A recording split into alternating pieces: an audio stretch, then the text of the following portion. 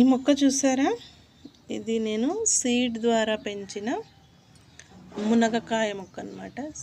చూసారా, ప్రజెంట్ ఇది ఒక మూర హైట్ అయితే పెరిగిందనమాట. సో కింది వైపు నుంచి కూడాను ఏమీ నేను లీవ్స్ అయితే ఉంచలేదన్నమాట, తీసేసుకుంటూనే వస్తున్నాను. ఎందుకంటే మొక్క పొడవుగా పెరగాలి కదా, సో దానికోసం అనేసి. సో పైన మాత్రం చాలా బాగా వస్తుందన్నమాట. చూసారా ఎంత చక్కగా అయితే ఉందో, చాలా హెల్దీగా గ్రో అవుతుందన్నమాట ఈ మొక్క అయితే.